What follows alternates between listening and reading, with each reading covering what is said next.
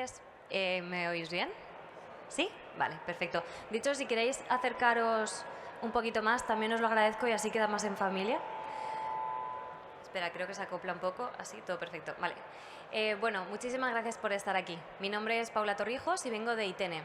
ITENE es un centro tecnológico realmente dedicado a los envases, no al calzado específicamente, pero es cierto que, y creo que estaréis de acuerdo conmigo, que prácticamente todas las industrias, todos los sectores, utilizan algún tipo de envase.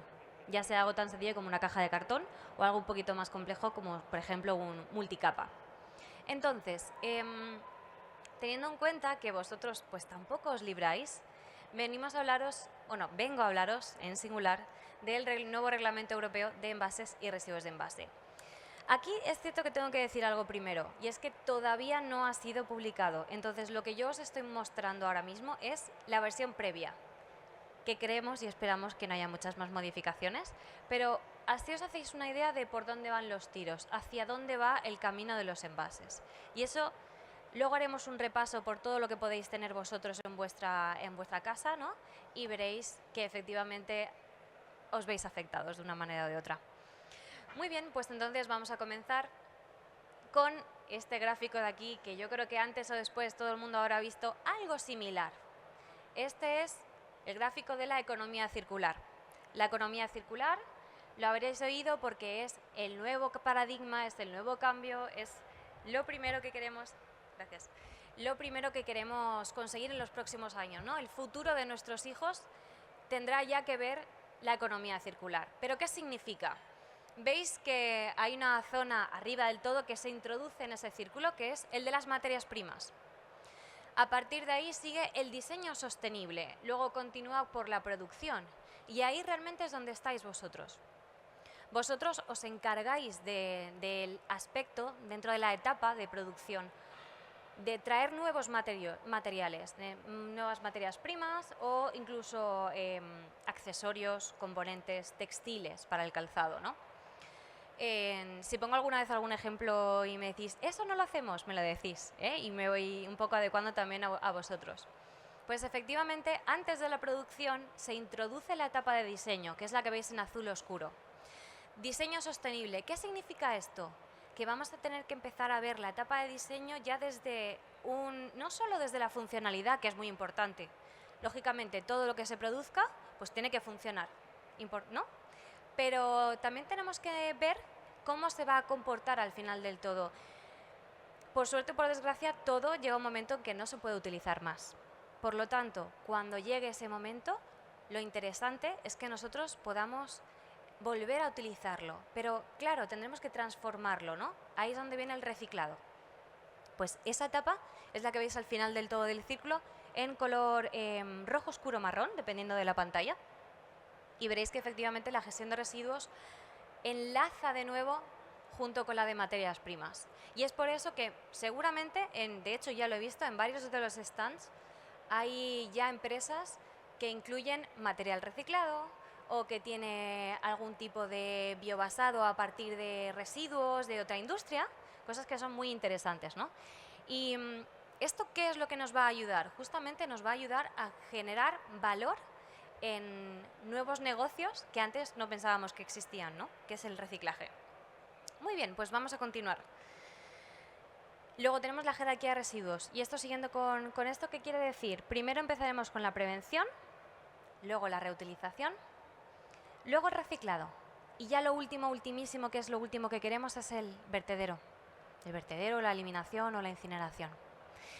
Esto pensando, y quiero que ahora os pongáis en mi punto de vista, que es el de los envases, no tanto el de los artículos para el calzado, que estoy segura de que aquí habrá más gente que sepa muchísimo más que yo.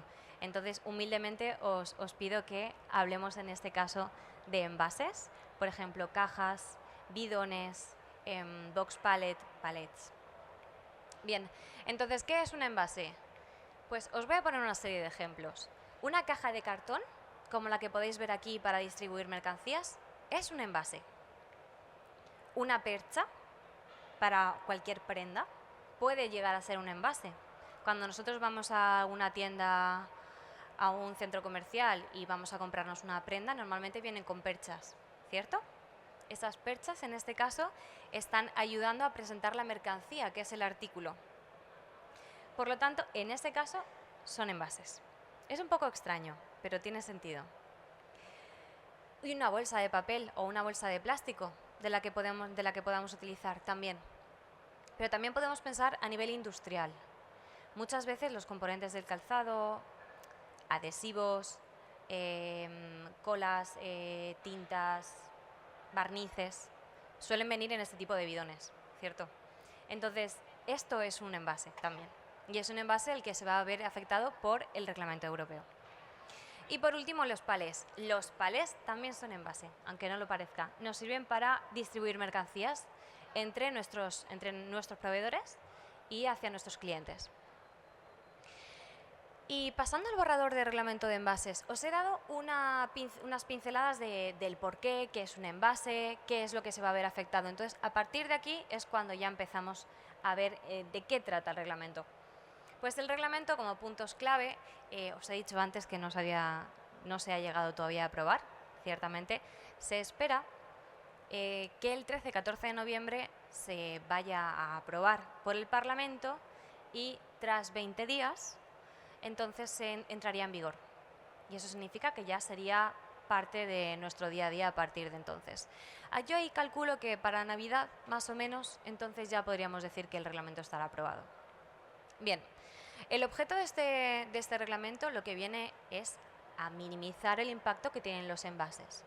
Los envases son importantes. Imaginaos transportar cualquier mercancía con las manos, ¿no? Directamente, o lo metemos en una furgoneta o en un contenedor y luego ¿cómo lo hacemos? ¿Cómo lo sacamos? ¿No? Pues de ahí que venga muy bien tener cajas, tener bidones para poder contener esa mercancía y poder llevársela a nuestro proveedor, ¿cierto? Pues algo tan simple como eso, aún así tiene su impacto. Pensad también a nivel particular en vuestra casa. Abrís la nevera y ¿qué veis? Quizá alguna lechuga suelta, algún tomate, pero luego, ¿dónde van las hamburguesas? ¿Dónde va la leche? ¿Dónde va el zumo? Todo va envasado, ¿no? Entonces, bueno, esto también es un poco la perspectiva que tenemos actualmente de toda la cantidad de envases que podemos llegar a tener. Y de ahí que vayamos a fijarlo a vuestro caso particular. Cosas positivas de este reglamento es que es un reglamento europeo. Y para vosotros, que seguro que tendréis más de algún cliente internacional fuera de España, pues os viene bien saber que si los envases que se pongan en el mercado cumplen con este reglamento, automáticamente podéis vender en toda Europa. Porque a veces nos encontramos cuando exportamos fuera de España, a veces se nos complican un poco las cosas, ¿no? Quizá en otros aspectos, pero se ha prohibido en un país. Por ejemplo, Francia ha prohibido un material o Alemania está restringiendo el uso de cierta sustancia. Pues esto significa que todos los envases se podrán utilizar siempre que cumplan con estos requisitos que os voy a decir. El primero de todos, el de prevención. Vamos a quedarnos con el primer punto, que igual se ve un poco pequeño. ¿Se ve perfecto? ¿Se ve bien? ¿Sí? Genial. Pues dice, a partir de enero de 2030, es decir, empezaremos ya este año sabiendo que todos los envases tendrán que estar optimizados. ¿Cuántas veces hemos visto una bolsa de patatas fritas? Esto también pasa cuando compramos en cualquier plataforma de comercio electrónico, véase Amazon, que compras un botecito así, chiquitito, y la caja es así. Y va toda con relleno, con burbujas, lleva de todo. Esto es justamente lo que se quiere evitar. Que si nosotros necesitamos un tamaño X para transportar ese material, pues entonces que lo utilicemos, que optimicemos, para no utilizar material a lo loco. Pensad que al final son cosas que luego tendremos que gestionar. ¿Qué más cosas podemos decir aquí? Además, también hay una serie de objetivos generales que nos indican todos los Estados miembros, es decir, todos los países, tendrán que reducir como mínimo un 5% de la cantidad de los envases que genera el país en 2030. Esto a nosotros particularmente no nos afecta como tal, pero si lo ligamos a que tenemos que optimizar, probablemente gracias a eso y a otras medidas que veréis después, pues sí que conseguiremos reducir la cantidad de envases que utilizamos. ¿Cuál es la otra que me gusta a mí mucho? La de la reutilización.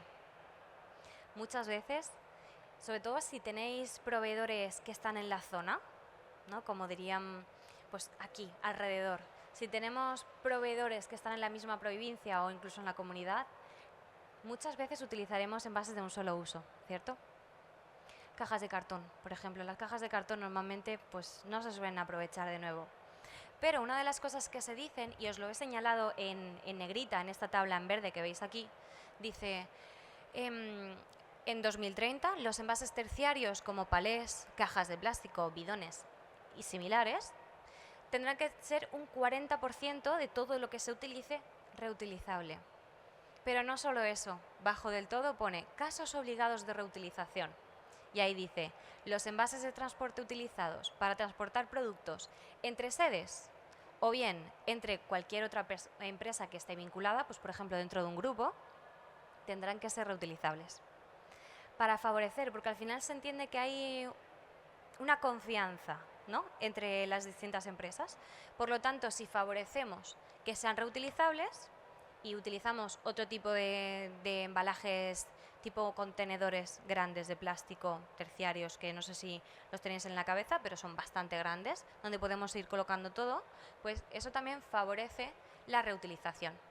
Y si no hay mucha distancia entre las empresas, eso también hace que sea más fácil el circuito entre los embalajes. ¿Qué más cosas podemos encontrar aquí? También, ¿qué es reutilizable? Que esa también es la pregunta del millón. Y creo que es una de las preguntas que más me han hecho últimamente. Me dicen, ya Paula, pero ¿qué es reutilizable realmente? Y esto no lo voy a decir yo, lo va a decir el reglamento, que le haréis mucho más caso que a mí.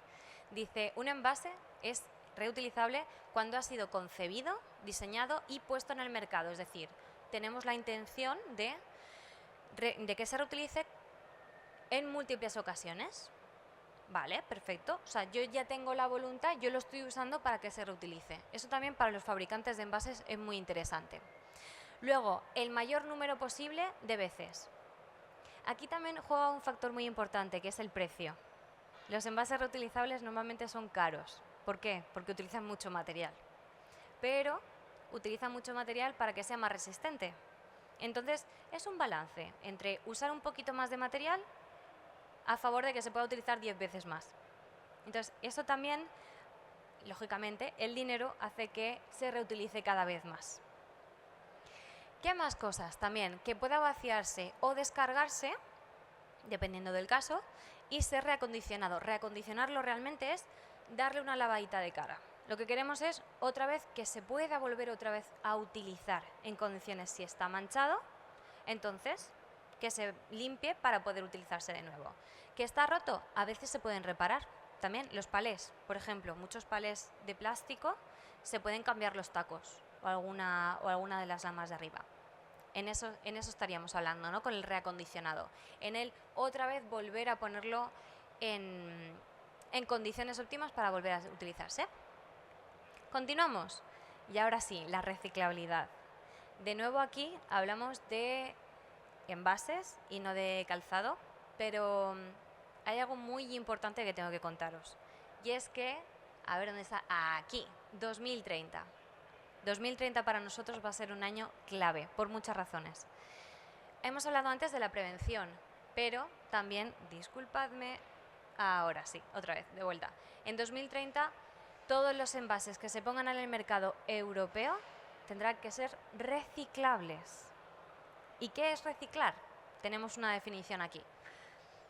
Reciclado, ahora mismo, si solo hablamos en el diseño, dice que es el diseño de los envases y sus componentes que garantiza su reciclabilidad en base a procesos de recogida, clasificación y reciclado comprobados. Aquí solo hablaríamos del diseño, única y exclusivamente. Pero, amigos, os tengo que decir una cosa, y es que, en realidad, cuando consideramos que algo es reciclable es porque se está reciclando. Muchas veces decimos, oye, pues este material, pues si solo está hecho de, por ejemplo, esto, que será, no lo sé, policarbonato, me lo estoy inventando. Pues este policarbonato yo lo trituro y bueno, esto se funde y ni tan mal. Ahora, Vamos a pensar en un envase, en una botella de agua, cualquier botella de agua que tengáis en mente. Yo soy capaz luego de coger ese material que es monomaterial, porque solo es el cuerpo y el tapón y demás.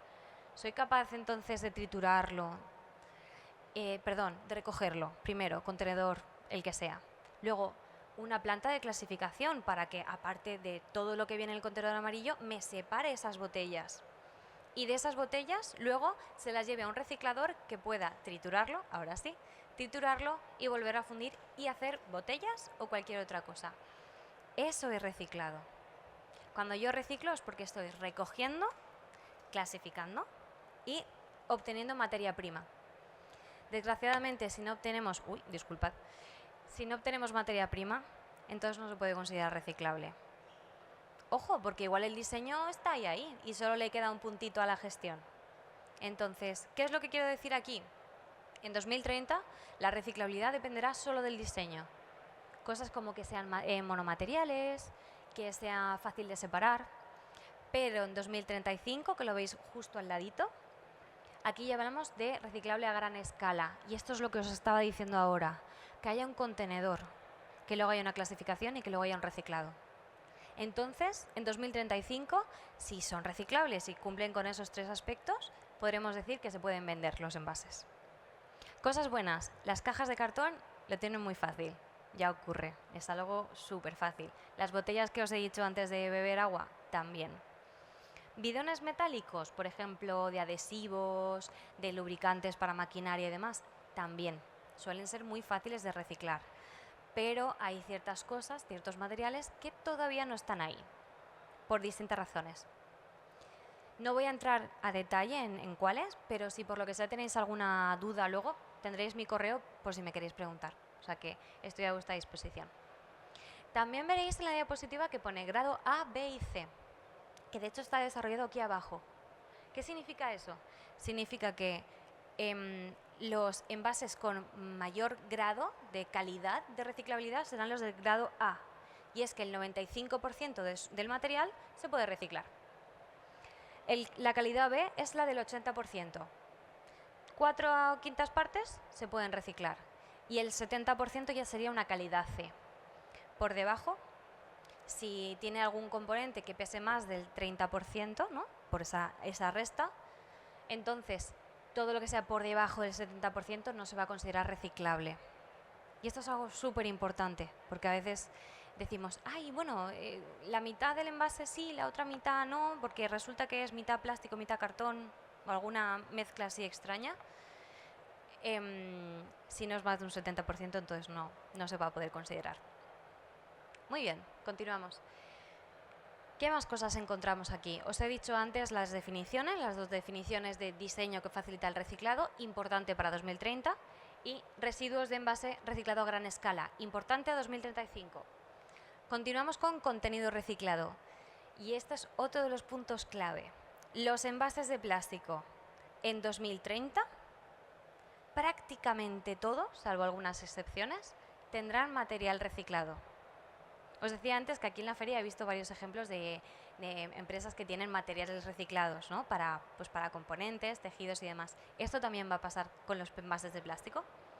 El primero es envases de PET sensible al contacto. Y es verdad que esto es un palabro, esto es algo que han puesto ellos.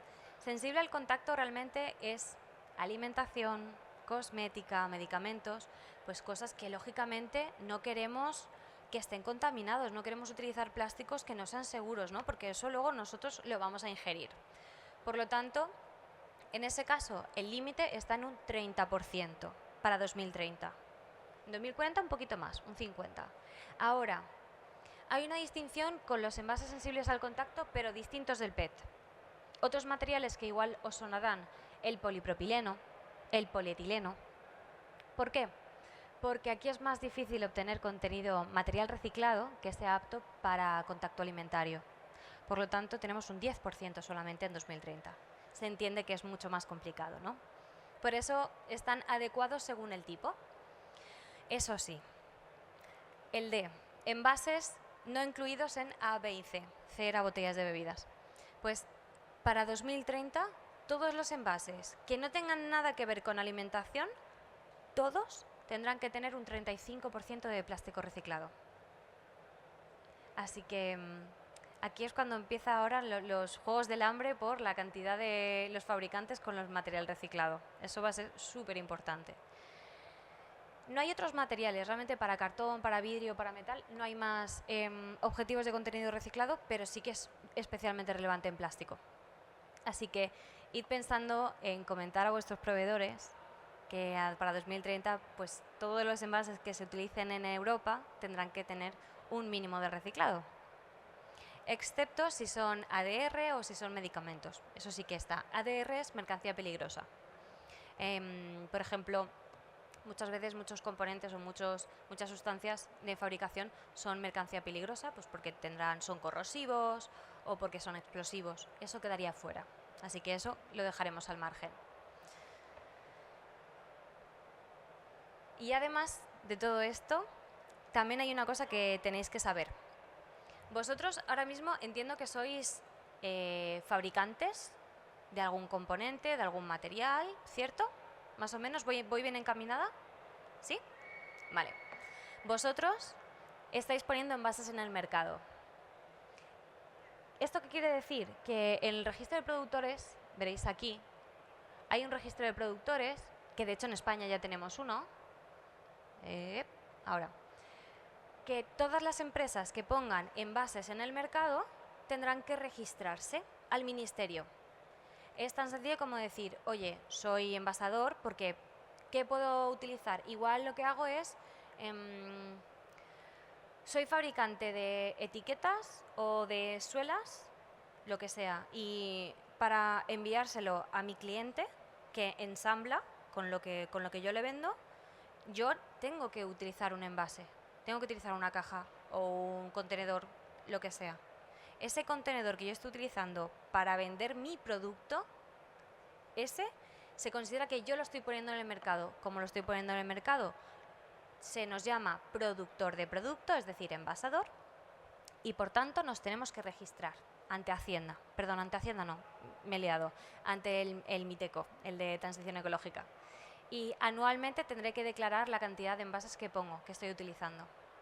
No los que me llegan de proveedores, sino los que yo estoy utilizando, comprando vacíos, por ejemplo, para transportar hacia mi cliente. Si por lo que sea luego os surge alguna duda y queréis ver algún caso concreto, me decís, sin ningún problema, tenemos turno de preguntas. Y también tenemos aquí la parte de etiquetado. Este etiquetado es el que tiene que llevar los envases. ¿Qué será obligatorio? Indicar el tipo de material. El cartón, pues hay una serie de codificaciones. También la Unión Europea nos dirá, de aquí a año y medio más o menos tendrán que sacar exactamente qué es lo que tenemos que decir y cómo. Pero cosas que tenemos que decir, la composición del material, si es compostable, que no será vuestro caso, pero si fuese compostable también había que decirlo, si estamos sujetos a un tipo de sistema de devolución y retorno, esto no tenéis que preocuparos demasiado a no ser que tengáis envases reutilizables, ¿vale? Si son envases reutilizables también, hay que decir envase reutilizable, que a veces es muy sencillo, pero también hay que indicarlo. Luego, sustancias preocupantes que puedan llevar el envase. Eso os lo tiene que decir vuestro proveedor de envases. Súper importante. Eso no os tiene que llegar a vosotros. O sea, no lo tenéis que hacer vosotros, os lo tenéis que pedir. Y la recogida separada de cada fracción material. Véase, el contenedor donde lo tenemos que depositar. Esto es importante para los envases domésticos. Si vosotros trabajáis con envases industriales, que posiblemente sea el caso, podéis estar más tranquilos. Y luego, de manera voluntaria, podréis decir la cantidad de plástico reciclado y la cantidad de plástico biobasado. Aquí en estos dos puntos, pues ya es a vuestro criterio. También a criterio de vuestro proveedor de envases.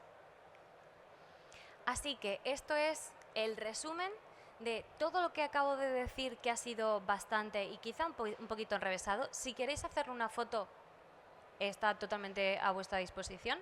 Es el calendario de lo que tenéis que hacer en los próximos años, de más cercano, 2030, hasta 2040. En 2030 os tendréis que preocupar de que vuestros envases estén optimizados. ¿A quién le tenéis que pedir esto? A vuestro proveedor, al fabricante de envases. ¿Qué más? Los envases que utilicéis, que sean terciarios, los de transporte, tipo palés y contenedores, Y los de agrupación también, menos las cajas de cartón, las cajas de cartón las quitamos de aquí, tendrán que ser reutilizables en un 40 o un 10% respectivamente. Luego, envases reciclables, seguro, según diseño. A partir del 70%, más del 70% del envase tendrá que ser reciclable según diseño en 2030. Y por último, los envases de plástico con más de 35% de plástico reciclado.